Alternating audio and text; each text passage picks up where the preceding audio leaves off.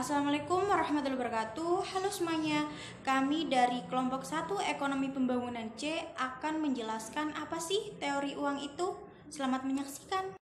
Baik, adapun anggota dari kelompok 1 yaitu yang pertama ada Novita Miftahul Ulumvia NIM 107, Cahyani NIM 112, Aditya Iqbal Maulana NIM 150, Hamdani Rizka Imaduddin NIM 116, Linta Linarni NIM 123, Iklil Nabahan Pratama Putra NIM 139, Ahmad Khairul Anam NIM 108, Vicky Ardana NIM 149, dan saya sendiri Nalaiza Khaironi NIM 132. Baik, langsung saja. Yang pertama saya akan membahas mengenai sejarah uang atau sejarah perkembangan uang.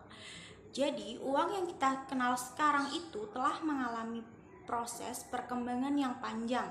Pada mulanya masyarakat belum mengenal pertukaran karena setiap orang berusaha memenuhi kebutuhannya dengan usaha sendiri. Secara garis besar, sejarah perkembangan uang itu dimulai dari masa sebelum barter, masa tahap barter, masa uang barang, tahap uang logam, dan tahap uang kertas. Adapun penjelasan sejarah perkembangan yaitu yang pertama masa sebelum barter. Masa sebelum barter adalah masa di mana manusia tersebut memenuhi kebutuhan hidupnya itu dengan kemampuannya sendiri atau secara individu. Jadi dia itu tidak bergantung kepada orang lain. Dia itu hanya bergantung kepada alam. Semua alat kebutuhan itu dihasilkan sendiri sesuai dengan kebutuhan dan keinginannya masing-masing, sehingga dia tidak membutuhkan orang lain. Pada tahap ini, masyarakat belum mengenal apa itu pertukaran, karena setiap orang berusaha memenuhi kebutuhan hidupnya sendiri. Apa yang diperolehnya, itulah yang dimanfaatkan untuk memenuhi kebutuhannya. Yang kedua, yaitu memasuki masa tahap barter. Pada tahap barter itu menghadapkan manusia pada kenyataan bahwa apa yang diproduksi sendiri tidak cukup untuk memenuhi kebutuhannya. Manusia melakukan barter atau pertukaran barang dan jasa dengan barang dan jasa lain yang diinginkan sebelum mengenal uang. Kegiatan itu yang disebut dengan barter atau in nature. Selanjutnya yaitu tahap uang barang. Pada masa ini timbul benda-benda yang dipakai dalam pertukaran. Kesulitan yang dialami pada tahap barter adalah kesulitan mempertemukan orang-orang yang saling membutuhkan dalam waktu bersamaan. Benda-benda yang ditetapkan sebagai alat tukar itu termasuk benda-benda umum, dan benda-benda tersebut juga bernilai tinggi atau sukar diperoleh atau memiliki nilai tragis dan mistik. Selanjutnya yaitu yang keempat adalah tahap uang logam, di mana mengapa logam itu dipilih sebagai bahan uang, yaitu yang pertama karena digemari oleh umum, yang kedua tahan lama dan tidak mudah rusak, yang ketiga memiliki nilai tinggi, mudah dipindahkan dan mudah dipecahkan dengan tidak mengurangi nilainya. Dan yang terakhir adalah tahap uang kertas atau masa uang. Mula-mula uang kertas itu beredar merupakan bukti kepemilikan emas dan perak sebagai alat untuk melakukan transaksi. Pada tahap ini masyarakat sudah tidak lagi menggunakan emas secara langsung sebagai alat pertukaran. Sebagai gantinya mereka menjadikan kertas bukti tersebut sebagai alat tukar. Pembuatan uang kertas itu dilakukan karena adanya kesulitan yang dihadapi. Hingga saat ini, uang kertas masih digunakan. Definisi uang. Uang dalam ilmu ekonomi tradisional didefinisikan sebagai alat tukar yang dapat diterima secara umum. Sedangkan uang dalam ilmu ekonomi modern didefinisikan sebagai sesuatu yang tersedia dan secara umum diterima sebagai alat pembayaran atas pembelian barang ataupun jasa, serta uang juga sebagai kekayaan berharga lainnya. Uang juga dapat digunakan untuk pembayaran hutang. Adapun fungsi dari uang, yang pertama sebagai alat tukar, karena uang ini dapat mempermudah pertukaran ataupun transaksi. Yang kedua merupakan satuan hitung. Ini digunakan untuk menunjukkan nilai berbagai macam barang ataupun jasa yang diperjualbelikan, dan dapat menunjukkan besarnya kekayaan, menghitung besar kecilnya pinjaman, dan uang juga dipakai untuk menentukan harga barang ataupun jasa. Yang ketiga, alat penyimpan nilai, karena dapat digunakan untuk mengalihkan daya beli dari masa sekarang ke masa yang akan mendatang. Yang keempat, merupakan standar pembayaran di masa yang akan mendatang. Adapun syarat-syarat dari uang, yang pertama, harus diterima secara umum, memiliki nilai tinggi atau dijamin keberadaannya oleh pemerintah yang berkuasa. Bahan yang dijadikan uang juga harus tahan lama. Yang keempat, kualitasnya cenderung sama, jumlah dapat memenuhi kebutuhan masyarakat, tidak mudah untuk dipalsukan, dan uang juga harus mudah untuk dibawa, dan uang mudah dibagi tanpa harus mengurangi nilainya. Memiliki nilai yang cenderung stabil dari waktu ke waktu. Uang dibagi yang pertama berdasarkan bahan baku. Bahan baku ini ada dua, ada logam dan ada kertas. Di mana logam ini berbentuk logam yang terbuat dari emas atau perak, sedangkan untuk kertas berupa lembaran kertas yang terbuat dari kertas atau bahan yang menyerupai kertas. Yang logam memiliki 3 macam nilai. Yang pertama adalah nilai intrinsik, di mana nilai intrinsik ini merupakan nilai pembuatan mata uang. Yang kedua adalah nilai nominal. Nilai nominal merupakan nilai uang yang terdapat di mata uang. Yang selanjutnya adalah nilai tukar, di mana nilai tukar ini merupakan kemampuan sebuah mata uang untuk ditukar. Contoh uang giral ada cek, giro, kartu kredit, dan wesel pos. Nilai uang ada dua, di mana nilai uang ini yang pertama uang bernilai penuh atau full body money, di mana uang penuh ini nilai yang di atas uangnya itu sama dengan nilai atau bahan yang digunakannya. Yang kedua adalah uang tanda atau token money, di mana uang tanda ini yaitu nilai nominal lebih besar dari nilai intrinsiknya. Contoh nilai full bodied money, jika uang tersebut terbuat dari emas, maka nilainya sama seperti emas. Yang selanjutnya adalah uang token, contohnya seperti misal pembuatan biaya untuk membuat mata uang itu 1000, maka yang diperlukan hanya Rp750. Tingkat likuiditasnya yang pertama adalah M1, di mana M1 ini merupakan uang kertas, uang logam ditambah dengan simpanan berbentuk rekening giro. Yang selanjutnya adalah M2, di mana M2 ini merupakan M1 ditambah tabungan ditambah deposit di bank-bank umum. Yang selanjutnya adalah M3, di mana M3 ini merupakan M2 ditambah deposit di lembaga-lembaga non-bank. Bentuk uang yang pertama ada uang fiat atau token money, selanjutnya ada uang komoditi, dan yang terakhir adalah uang hampir liquid atau near money, di mana near money ini harus ditukarkan terlebih dahulu. Fungsi turunan sebagai alat pembayaran hutang, sebagai alat penentu harga, sebagai alat untuk penimbun harta, dan sebagai alat untuk meningkatkan status sosial.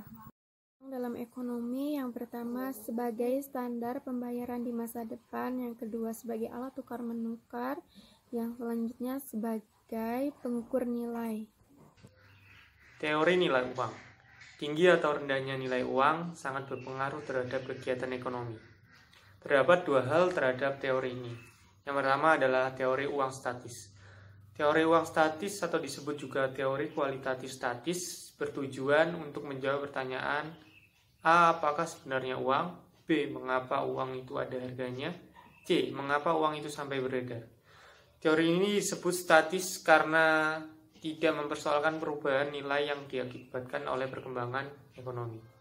Teori uang statis. 1. Teori mentalisme atau intrinsik oleh KMAPP. Uang bersifat seperti barang. Nilainya tidak dibuat-buat, melainkan sama dengan nilai logam yang dijadikan uang itu. Contoh, uang emas dan uang perak. 2. Teori konvensi atau perjanjian oleh De Vanzetti dan Montanari. Teori ini menyatakan bahwa uang dibentuk atas dasar pemufakatan masyarakat untuk mempermudah pertukaran. 3. Teori nominalisme. Uang diterima berdasarkan nilai daya belinya. 4. Teori negara. Asal mula uang karena negara. Apabila negara menetapkan apa yang menjadi alat tukar dan alat bayar, maka timbullah uang. Jadi uang bernilai karena adanya keputusan dan kepastian dari negara berupa undang-undang pembayaran yang disahkan. Yang kedua adalah teori uang dinamis. 1. Teori kuantitas dari David Ricardo. Teori ini menyatakan bahwa kuat atau lemahnya nilai uang sangat tergantung pada jumlah uang yang beredar. Apabila jumlah uang beredar menjadi 2 kali lipat, maka nilai uang akan menurun menjadi setengah dari semula, dan juga sebaliknya. 2. Teori kuantitas dari Irving Fisher. Teori yang telah dikemukakan David Ricardo disempurnakan lagi oleh Irving Fisher dengan memasukkan unsur kecepatan peredaran uang, barang, dan jasa sebagai faktor yang mempengaruhi uang. 3. Teori persediaan kas. Teori ini dilihat dari jumlah uang yang tidak dibelikan barang-barang. 4. Teori ongkos produksi. Teori ini menyatakan nilai uang dalam peredaran yang berasal dari logam.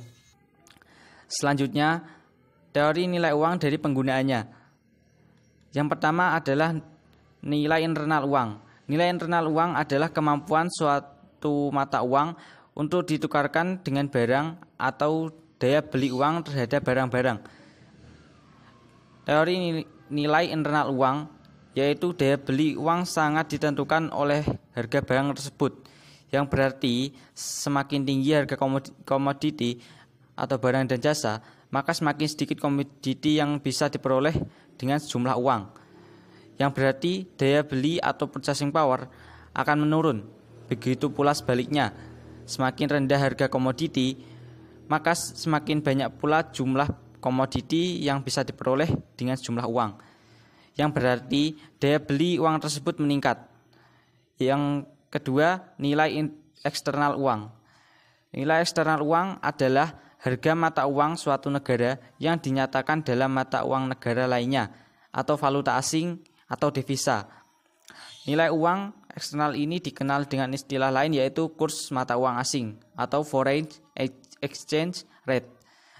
Teori nilai eksternal uang yaitu tinggi rendahnya kurs mata uang asing tersebut ditentukan antara lain oleh permintaan dan penawaran terhadap mata uang asing tersebut, yang berarti permintaan terhadap mata uang asing disebabkan adanya keinginan untuk membeli barang dari luar negeri atau impor. Namun, tidak semua mata uang disukai oleh pengekspor barang atau jasa. Tetapi hanya mata uang yang kuat atau hard currency yang dapat diterima oleh hampir setiap negara di dunia. Kemudian teori kuantitas oleh Irving Fisher. Perubahan jumlah uang yang beredar akan menimbulkan perubahan harga pada umumnya. Dirumuskan dengan MV sama dengan PT, di mana M merupakan jumlah uang yang beredar, V merupakan kecepatan peredaran uang, P merupakan tingkat harga umum, T merupakan volume perdagangan. Kelemahan-kelemahan dari teori kuantitas ini adalah A. Dalam kenyataannya, perubahan jumlah uang yang beredar tidak selalu langsung berakibat pada perubahan penggunaan uang tersebut. B. Teori ini telah mengabaikan pengaruh tingkat bunga terhadap perubahan permintaan uang. Teori ini menganggap bahwa permintaan lebih disebabkan karena pendapatan, karena motivasinya adalah untuk transaksi, jadi tidak ada hubungannya dengan tingkat bunga. C. Dalam masyarakat modern, velocity uang tidaklah stabil, karena ada banyak alternatif yang bisa masyarakat pilih dari kelebihan uang yang dia miliki. Alternatif-alternatif tersebut diantaranya adalah untuk menambah kas, untuk menambah tabungan, untuk menambah pembelian barang dan jasa, untuk menambah pembelian surat-surat berharga. Kemudian kesimpulannya adalah A. Tambahan jumlah uang yang beredar akan dibelanjakan seluruhnya tanpa berpikir untuk ditabung sebagian. B. Velocity dan jumlah komoditi dianggap tetap dan perubahannya hanya dipengaruhi oleh faktor di luar moneter. C. Jumlah uang yang beredar tidak akan mempengaruhi sektor real. Sektor ini hanya dipengaruhi oleh teknologi dan sumber daya manusia. D. Tingkat harga akan selalu berubah secara proporsional mengikuti perubahan jumlah uang yang beredar. Selanjutnya, saya akan menjelaskan teori kuantitas modern oleh Milton Friedman. Teori kuantitas modern ini diperkenalkan oleh Milton Friedman, merupakan pengembangan dari permintaan uang klasik khususnya Cambridge. Dalam teori ini, mengadopsi teori permintaan dalam teori ekonomi mikro, yaitu pemilihan berbagai alternatif dalam berkonsumsi. Pemilik kekayaan memiliki alternatif dalam memegang berbagai bentuk kekayaan. Selanjutnya, teori persediaan kas atau cash balance theory menurut Alfred Marshall. Teori ini dikemukakan oleh Alfred Marshall yang menyatakan bahwa nilai uang tergantung pada jumlah uang yang disimpan untuk persediaan kas dari sebagian pendapatan masyarakat. Persediaan kas juga tergantung pada jumlah pendapatan dan tingkat suku bunga di pasar. Tentu saja pada teori Alfred Marshall berbeda dengan teori-teori sebelumnya yang lebih memperhatikan kepada hubungan jumlah uang dengan harga. Jadi, teori ini menyebutkan bahwa tinggi rendahnya nilai uang tergantung pada jumlah yang disimpan atau ditahan untuk persediaan kas. Secara matematis dapat dirumuskan sebagai berikut. M sama dengan K kali P kali I. Dalam keterangan, M adalah jumlah uang yang beredar, K adalah konstanta atau jumlah uang untuk persediaan kas, P adalah price atau harga barang, dan I adalah income atau pendapatan. Teori nilai barang. Yang pertama adalah pengertian nilai barang. Nilai barang dapat diartikan sebagai kemampuan barang untuk memenuhi kebutuhan manusia. Ini artinya barang-barang yang memiliki nilai berarti barang itu mempunyai kemampuan untuk memenuhi kebutuhan manusia. Yang kedua adalah jenis nilai barang.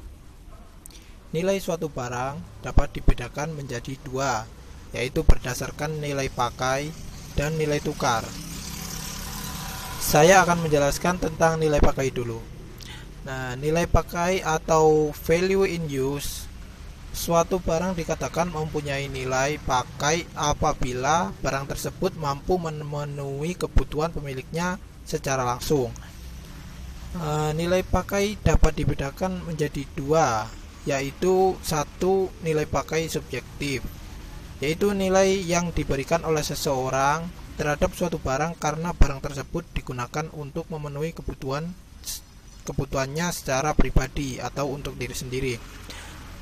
Contoh nilai pakai subjektif adalah kursi roda.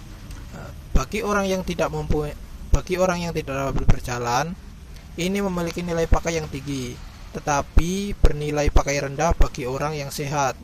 Kursi memiliki nilai subjektif terhadap perorangan, hanya dibutuhkan oleh orang tertentu. Yang kedua adalah nilai pakai objektif, yaitu kemampuan dari suatu barang untuk dapat memenuhi kebutuhan manusia pada umumnya. Contoh nilai pakai objektif adalah air. Sebagai barang atau objek, air memiliki nilai pakai yang sangat tinggi karena air merupakan sumber kehidupan dan dibutuhkan oleh setiap orang. Setelah menjelaskan nilai pakai, kemudian saya akan menjelaskan tentang nilai tukar atau value in exchange. Suatu barang dapat dikatakan mempunyai nilai tukar apabila memiliki kemampuan untuk ditukarkan dengan barang lain. Berdasarkan nilai tukarnya, suatu barang dapat dikategorikan menjadi dua, yaitu nilai tukar subjektif dan nilai tukar objektif. Nah, nilai tukar subjektif ini nilai yang diberikan oleh seseorang atau secara pribadi terhadap suatu barang karena barang tersebut dapat ditukarkan dengan barang lain. Contoh nilai tukar subjektif adalah bagi seseorang, nilai tukar sebuah lukisan itu lebih tinggi daripada nilai tukar sebuah mobil. Tetapi tidak demikian bagi yang lain. Jadi nilai tukar subjektif ini nilai tukar yang dinilai menurut perorangan. Tiap orang akan memberikan nilai tukar yang berbeda untuk barang yang akan ditukarnya. Yang kedua adalah nilai tukar objektif, yaitu kemampuan dari suatu barang untuk dapat ditukarkan dengan barang yang lain. Contoh nilai tukar objektif adalah semua orang mengakui bahwa berlian memiliki nilai tukar yang tinggi, maka berlian akan memiliki harga yang tinggi di setiap tempat. Jadi nilai tukar objektif ini nilai yang diberikan pada barang akan sama. Nah, selanjutnya saya akan membahas tentang teori logam yang dipopulerkan oleh Adam Smith. Di teori logam yang dipopulerkan oleh Adam Smith ini, intinya adalah masyarakat itu menerima benda sebagai uang karena bahannya terbuat dari logam dan bernilai tinggi seperti emas. Adam Smith menyatakan nilai suatu barang dan jasa ditentukan oleh biaya yang dikeluarkan produsen untuk memproduksi barang dan jasa tersebut. Jadi semakin tinggi biaya produksi, maka semakin tinggi pula nilai barang tersebut. Jadi misal biaya produksi untuk suatu barang yang dikeluarkan oleh produsen itu 500.000, maka nilai barang tersebut juga 500.000. Nah, selain teori logam, ada juga teori nilai batas yang dikemukakan oleh Carl Menger. Intinya yaitu masyarakat menerima benda sebagai uang karena masyarakat memerlukan barang tersebut dan mereka mempercayai barang tersebut sebagai uang. Nah, menurut Menger, nilai ditentukan oleh faktor subjektif dibandingkan faktor objektif, yaitu nilai berasal dari kepuasan manusia. Karena kebutuhan manusia lebih banyak daripada barang dan jasa yang tersedia, maka untuk memuaskan kebutuhannya, manusia akan memilih secara rasional di antara barang atau jasa alternatif yang tersedia. Dalam teori ini dikemukakan tentang prinsip pengkategorian barang atau jasa menurut tingkat intensitasnya. Kategori 1 adalah barang-barang untuk mempertahankan hidup, kategori 2 adalah barang dan jasa untuk kesehatan, dan kategori 3 adalah barang dan atau jasa untuk memberikan kesejahteraan individu. Jadi semakin penting barang dan jasa tersebut bagi seseorang, maka nilai barang atau jasa tersebut juga semakin tinggi. Teori nominalisme. Teori nominalisme berpendapat bahwa uang diterima oleh masyarakat karena berguna dan langka. Teori nominalisme terbagi menjadi beberapa teori, yaitu yang pertama ada teori perjanjian, yang kedua ada teori kebiasaan, yang ketiga ada teori kenegaraan, yang keempat teori klaim, dan yang kelima adalah teori realisme. Teori perjanjian, uang diterima sebagai alat tukar oleh masyarakat karena ada perjanjian antar masyarakat untuk memakai benda tertentu sebagai alat pertukaran. Yang kedua ada teori kebiasaan. Teori ini mengemukakan bahwa uang yang diterima oleh masyarakat karena kebiasaan masyarakat menggunakan benda-benda tertentu dalam melakukan pertukaran atau transaksi. Yang ketiga ada teori kenegaraan. Uang yang diterima oleh masyarakat sebagai alat tukar karena ada ketetapan dari pemerintah yang harus ditaati seluruh warga negara. Yang keempat ada teori klaim. Uang diterima sebagai alat tukar oleh masyarakat karena ada tuntutan dari masyarakat terhadap barang-barang yang dihasilkan masyarakat. Uang diterima sebagai alat tukar oleh masyarakat karena kebiasaan mereka menggunakan benda tertentu dalam melakukan pertukaran. Teori realisme. Masyarakat menerima uang karena masyarakat memberikan penilaian bahwa uang tersebut dapat memudah pertukaran. Dari teori-teori di atas terdapat beberapa tokoh pelopor dari teori-teori nominalisme. Yang pertama ada Thomas Aquinas, yakni pelopor dari teori perjanjian. Yang kedua ada J.S. Mill, pelopor dari teori klaim. Yang ketiga ada David Hume, pelopor dari teori realisme. Oke, Yang selanjutnya adalah mengenai teori kuantitas sederhana. Teori kuantitas sederhana ini merupakan salah satu dari teori ekonomi klasik yang dikembangkan oleh David Hume pada tahun 1752. Makna dari teori kuantitas sederhana adalah apabila perubahan harga komoditi terjadi, maka akan berbanding lurus secara proporsional dengan perubahan jumlah uang yang beredar di masyarakat atau JUB. Lalu ada contoh nih, misal di masyarakat JUB-nya berubah menjadi 2 kali lipat, maka harga komoditi pun akan menjadi 2 kali lipat, seperti itu. Lalu mengenai formula dari teori kuantitas sederhana. Jadi gini, P sama dengan F dalam kurung JUB tutup kurung, yang mana P merupakan harga komoditi dan JUB adalah jumlah uang yang beredar. Kemudian di sini saya akan menyebutkan mengenai beberapa asumsi yang mendukung teori ini. Yang pertama adalah uang hanya digunakan oleh masyarakat untuk bertransaksi seperti jual beli dan hanya untuk berjaga-jaga. Kemudian velocity uang dianggap tetap. Dan asumsi yang terakhir adalah jumlah produksi komoditi seperti barang dan jasa akan dianggap tetap. Hal ini bisa terjadi karena sesuai dengan kondisi perekonomian atau asumsi perekonomian yang berada pada titik full employment. Seperti itu. Studi kasus. Dalam suatu perekonomian terdapat 4 juta unit barang. Harga setiap barang adalah sebesar Rp100.000.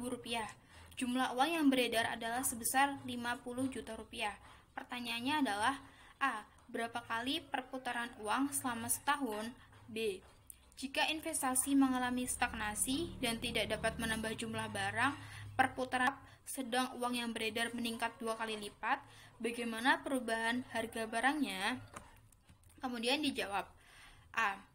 T sama dengan 4 juta, P sama dengan 100.000, M sama dengan 50 juta. Kemudian berapakah V-nya? Kemudian dimasukkan ke rumus MV sama dengan PT. 50 juta dikali V sama dengan 100.000 dikali 4 juta.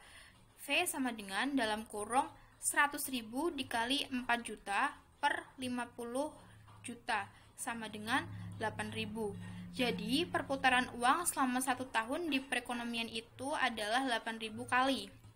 Kemudian yang B, M meningkat 2 kali, T tetap, V tetap, P aksen berapa? MV sama dengan PT, 2M dikali V sama dengan P aksen kali T. P aksen sama dengan dalam kurung 2M dikali V per T. P aksen sama dengan dalam kurung 2 dikali 50 juta dikali 8.000 per 4 juta. P aksen sama dengan 800 miliar per 4 juta, P aksen sama dengan 200.000. Jika P1 sama dengan 100.000 dan P aksen sama dengan 200.000, maka P aksen sama dengan 2 kali P1. Jadi harga barang naik 2 kali lipat dari harga semula atau naik sebesar 100%. Hal ini membuktikan bahwa jumlah uang beredar dalam perekonomian berbanding lurus dengan perkembangan harga dengan kondisi yang lain tetap. Keberadaan pembayaran non-tunai baru-baru ini sangat populer di kalangan masyarakat di seluruh dunia. Di Jepang, fungsi uang tunai mulai digeser oleh kartu pintar atau kartu IC atau e-money dan uang elektronik. Bahkan dilaporkan kartu pintar ini mendorong peningkatan ekonomi di Jepang senilai 31 triliun yen. Bahkan di Swedia uang kartal atau tunai hampir 100% tergantikan di tahun 2024. Dari studi kasus ini, maka dapat disimpulkan bahwa keberadaan teknologi informasi saat ini mempengaruhi perubahan suatu pola hidup atau pola transaksi masyarakat yang awalnya menggunakan uang kartal akan diganti menggunakan uang yang berbentuk elektronik. Kemudian pertanyaan diskusi, menurut kalian akankah di negara Indonesia pembayaran tunai menggunakan uang kartal bisa 100% tergantikan oleh pembayaran non-tunai? Kemudian, mampukah Indonesia menuju cashless society? Kemudian menurut kalian apa saja yang mampu mendorong rencana tersebut terwujud? Nah, bagi partisipan yang mau menjawab, dipersilakan. Sekian presentasi dari kelompok 1. Kurang dan lebihnya kami mohon maaf. Wabillahi taufiq walhidayah. Wassalamualaikum warahmatullahi wabarakatuh.